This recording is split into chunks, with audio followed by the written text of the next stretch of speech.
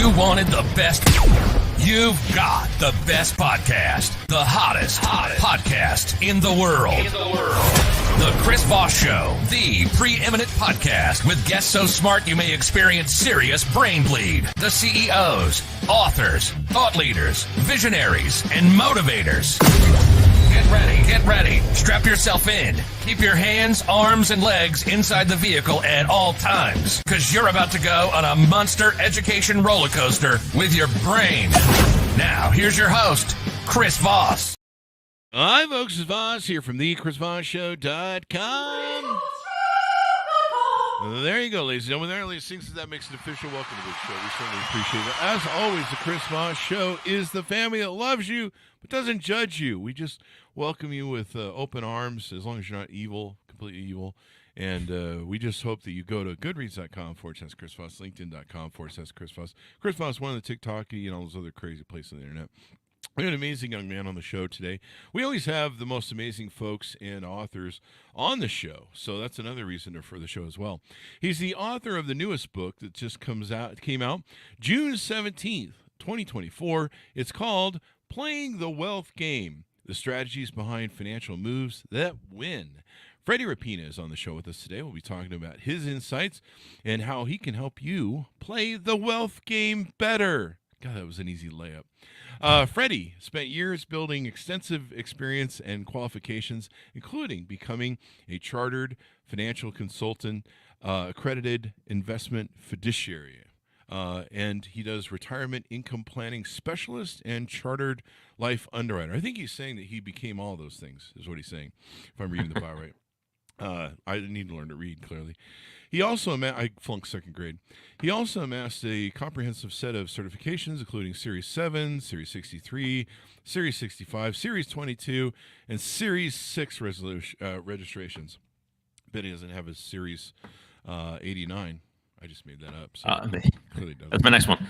There you go. This education experience is giving the skills to conduct thorough assessments of his clients' financial situations and craft tailored recommendations to optimize their wealth management strategies. Welcome to the show, Freddie. How are you? Thank you. Thank you for having me, Chris. Great. There you go. There's a lot of trademarks there in your bio. A lot of Yeah, I kind of collect them. It keeps me on the treadmill. That's like my main, reason for doing like the next one. Like it's something that keeps me studying, keeps me up to date, and keeps me on the treadmill.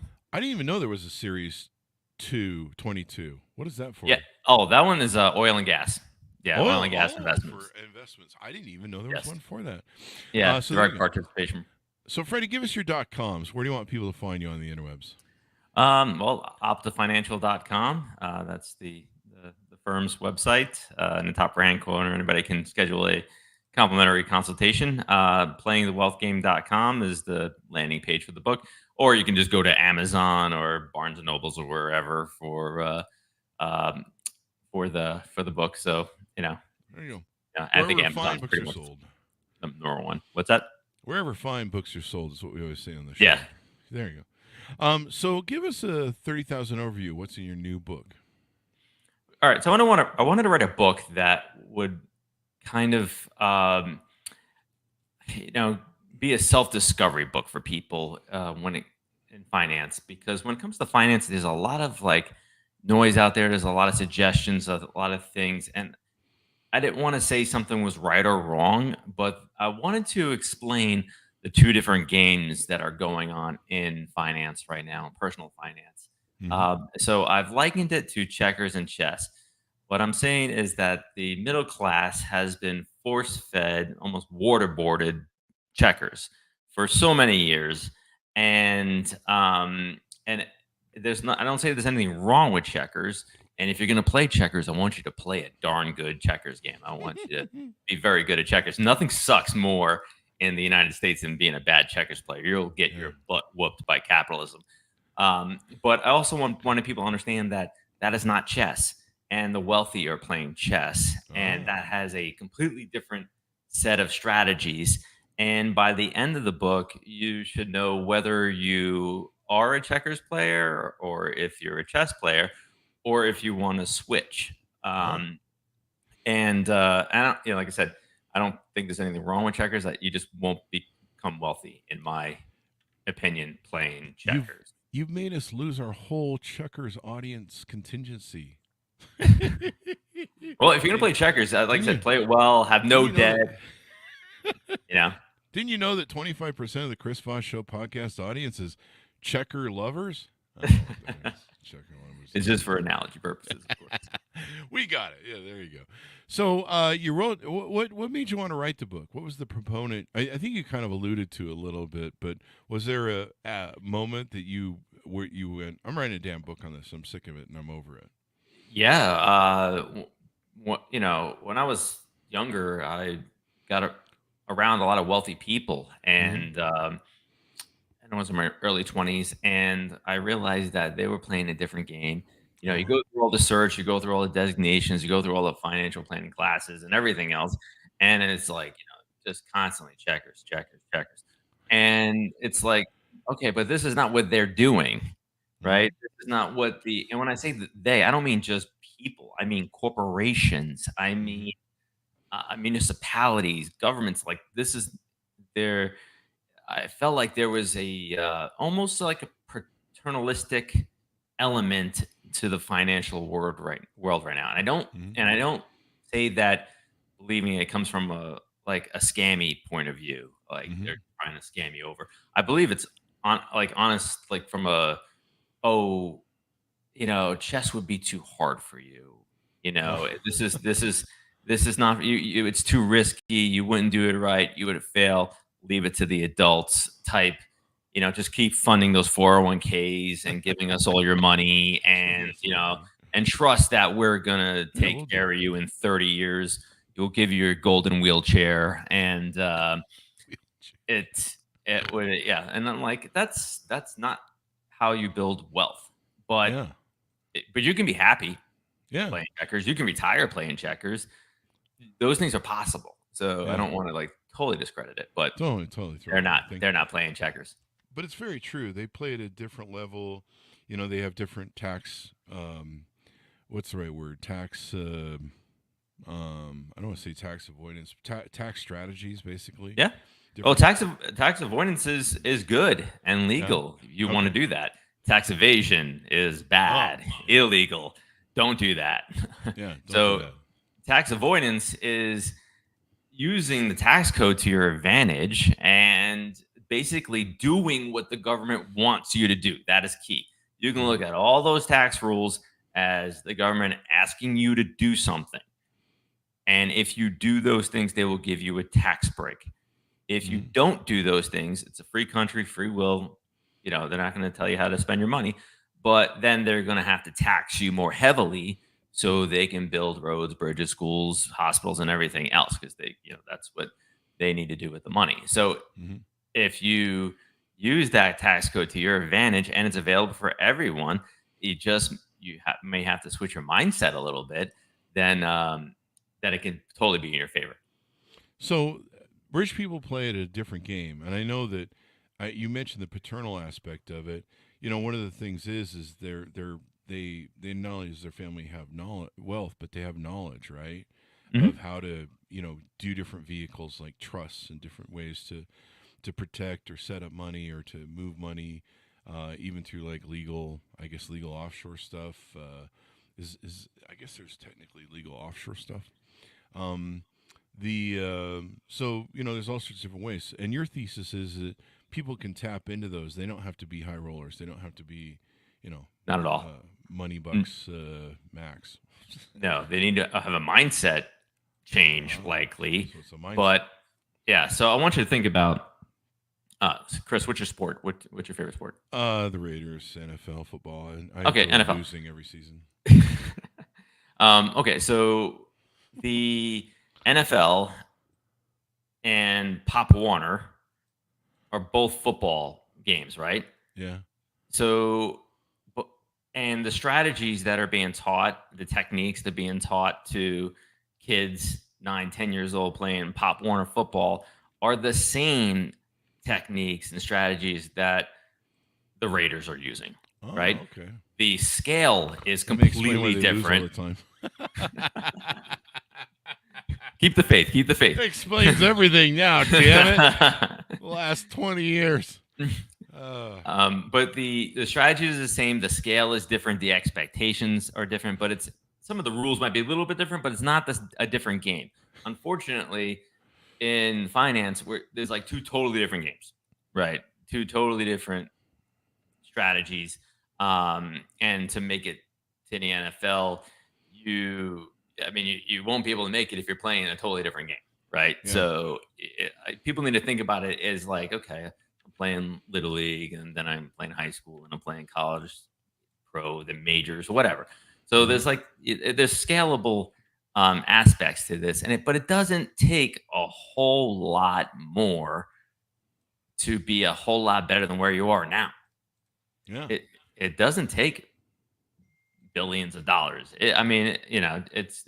It's almost amazing what just a little bit of a change and a little bit of a mindset shift can really do for somebody Yeah. and point them in the right direction. And part of it's just having that knowledge basis, right? I mean, it's these guys that have generational wealth. They've been dealing with high end financial planners all their life. They know what to do Right. with the money and how to pack it. And you just got to be just as smart. So people should read your book. Darn it. There you go. Thanks. I definitely appreciate you plugging the book. Yeah. It really comes down to mindset and saying like, okay, what are they doing? And keeping your eyes open and just don't drink the Kool-Aid all the time, right? Yeah. You know, look around, look at what the corporations are doing, not just what they're selling. Like, I live in Tampa, and luckily I have power, so maybe we'll be on the show today. Mhm. But we're definitely one of the more fortunate Glad ones here you in Tampa right survived. now. But if on a normal day, if I went down to the boat show here in Tampa and I walked up to somebody with a $25 million yacht and said, "Hey, man, how'd you afford this $25 million yacht? This is awesome." They're not going to respond with, "I fully funded my IRA. I I bought a well diversified mutual fund." Or I Oh, bought a guaranteed insurance product with X% and saved in it for a bazillion years. And now I have this yacht. Like, those aren't the answers, right? So, but unfortunately, again, the middle class has been so force fed checkers that they don't look around and say, okay, what are they actually doing? Right. mhm. And so, like, you look at investment companies that sell mutual funds, right? Mhm. What are they doing with the money? Are they just sitting around and waiting 30 years for compound interest, or are they actively investing to build cash flow now for themselves and their company, right? That's the key. If you look at what they're doing, look at a bank. Does a bank just sit on all the money? No. No, man. Insurance companies, my goodness, if you just need an example that is like eye opening, all you have to do is look at life insurance companies. three big three biggest life insurance companies in the world, which are Northwestern Mutual, New York Life, and Mass Mutual, Mhm. all had great years in 2020, 2021, and 2022. Chris, how in the hell can life insurance companies have their best years during a global life-threatening pandemic? What they insure is life. Life is dying. CNN's got a scoreboard on Yeah. every night on how people died of COVID. Um, and I'm not saying they did anything wrong. It's the contrary. I'm saying they're doing Yeah. things right. Mhm. I'm just saying they're not doing what average families are doing, again, on a smaller scale. Yeah. I mean, plus most people. I mean, you see the shit they buy. One of my favorite things to do is watch. There's these accountant type people. I don't know if they're really accountants on TikTok, and then there's a couple car dealers who are shady car dealer. I shouldn't say they're shady. I don't really know that for a fact, but let's just say they're putting people in like uh $2,000 car payments for 20 years amortization, and these are like used cars that have probably been rolled over a few times. Um, and like I'll see like the one guy, he goes through people's finances and their spending, and some of their spending is like crazy. Like I still can't put my head around having a payment bigger than $1,000 for a vehicle, unless it's like a race. It's like a Porsche or a BMW or something really nice. But even $150,000 for a pickup truck, give me a fucking break. I'm not doing that. But I see like all these people now. They have like $1,500 car payments on everything, and they're like, we can't afford to buy houses. I'm like, yeah, I know why. Like, Well, a question you might want to ask, Chris, is how can you afford $150,000 car and can't afford a $150,000 property, yeah, right? yeah, Why is it so easy to get the car loan and so difficult to get the mortgage, yeah. Like right? just So own a shitbox. You don't need the 2024 fucking whatever, man.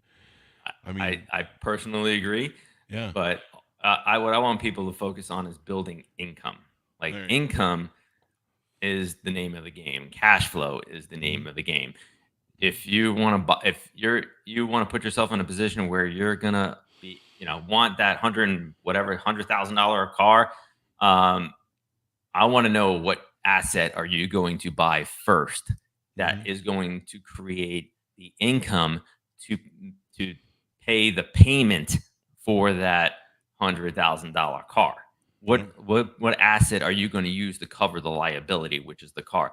I don't want people just saving money for saving money's sake, not enjoy their lives. Of course, they Mm-hmm. gotta. I mean, they gotta be within their means, right? But whatever. Mm-hmm. But the what's not said enough, in my opinion, is make more means. Figure out ways to create more income, not More just try. income. Yeah, not just try to save your way to wealth. That doesn't work. Saving money Mm-hmm. sucks. It's I'm not saying it's not a part of the equation. I'm just saying it's Mm-hmm. not the equation. So Yeah. saving money is great, but how are you going to build income with that? Well, Yeah. if you are able to take out a loan to buy a cash flowing asset, and the reason why you can take out the loan is because you have savings, you have money, Mm-hmm. right? So the lender's looking at you as a good bet, and you use the lender's money to purchase an asset, maybe a piece of real estate, a rental property, maybe a business, something that's going to cash flow. Then some of that money, maybe want to go back in the savings pot, and some of it you probably want to enjoy your life with it while you're still young enough and healthy enough to do it. Yeah. So, that's things that I'm bringing forth are this.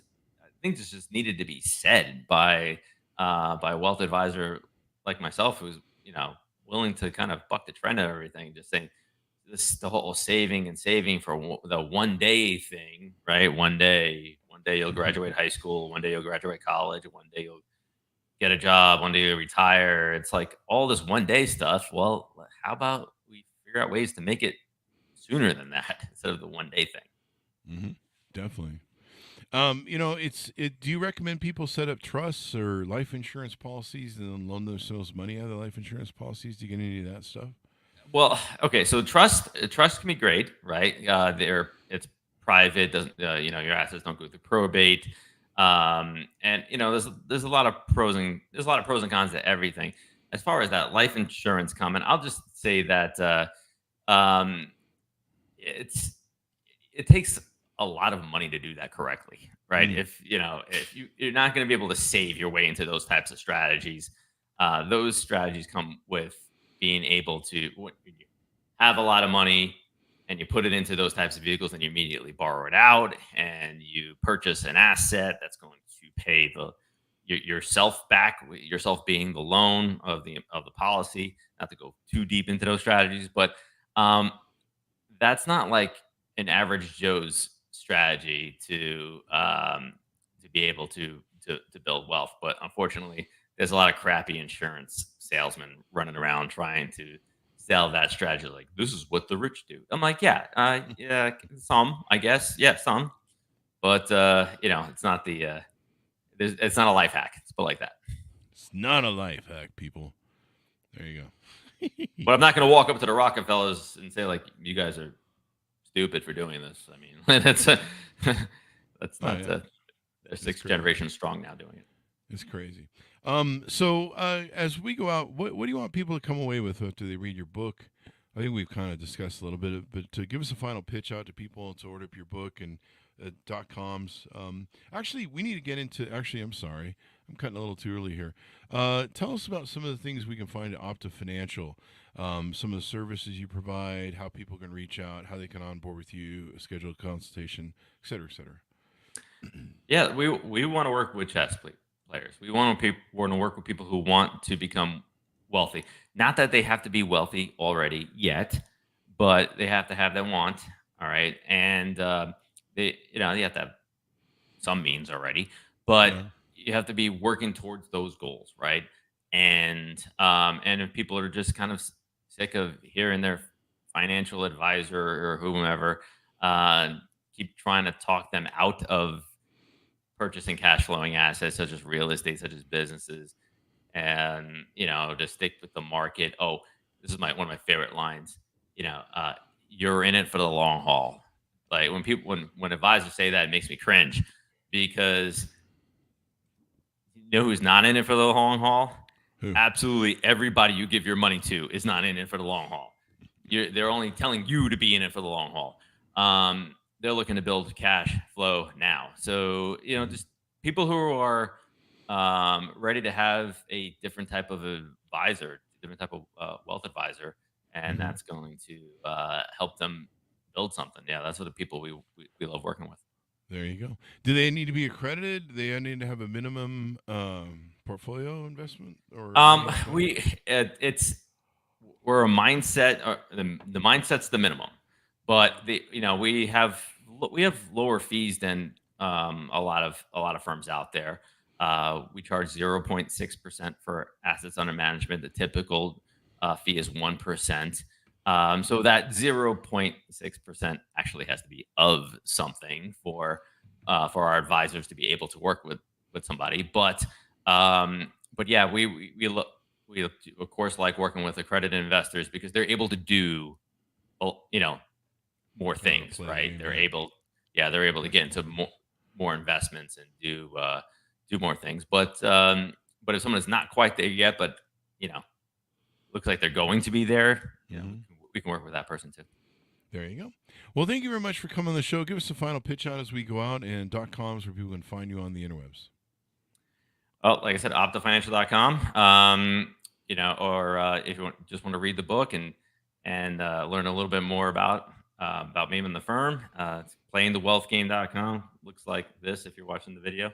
Mhm. And have an open mind. You're gonna hear something different. You're gonna hear something fresh. And I think it just took a retired police officer to come out and say it out loud. Wow. There you go. Well, it's going to be interesting. Yeah, people need to learn. Don't waste your money on rims and $250. What are those stupid drink cups all the women collect? Oh, They call Stanley's. the Stanley cups. I've seen women. They have like I don't know 100 variations of them or something. And Hmm. you're just like, is that your retirement program? I guarantee it's theirs. Kind of probably kind of reminds me of when people used to buy those. Remember those $5 little I don't know squishy toys? They're little animals, Oh, and Furbies. yeah. Well, no, there was something else. They were capped at $5 for the longest time, and they're still around. But they were like the hottest thing to collect. I don't know back in the 2000s or 90s or something. But everyone bought them and paid ridiculous prices, and then the bottom fell out. It's like you invested in and you invested in basically little animal dolls. Good job. Yeah. Yeah. But investing in those dolls, if they don't cash flow, it's probably not going to be a good investment. Probably not. So, I remember one they're- time I was sitting in my Nasdaq fund during the .com era, just making all sorts of money hand over fist. You just wake up every morning, invest in whatever the crazy tech was to come online, Earthlink, Mhm. all those companies that are huge now. And I went to my business partner and I go, "Hey man, why aren't you doing this with me? Because you make the same money I do. Why aren't you playing on the stock market?" And he goes, "I bought Franklin plates." I'm like, "What?" And do you remember the old Franklin plates? They used to have like an ad on the back of just about every magazine, I think. But they're these like memorial Patriot plates, you know. oh, don't recall those. And he bought like hundreds of them for an investor.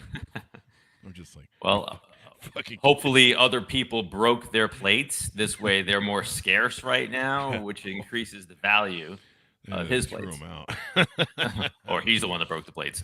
Yeah, probably eventually, yeah. Anyway, thank you very much for coming to the show. We really appreciate it, Freddie. Thank you. No problem, Chris. Thank you for having me. There you go. And thanks so much for tuning in. Go to goodreads.com/Chris Voss, LinkedIn.com/Chris Voss, all those crazy places on the internet. Be good to each other. Stay safe. We'll see you next time.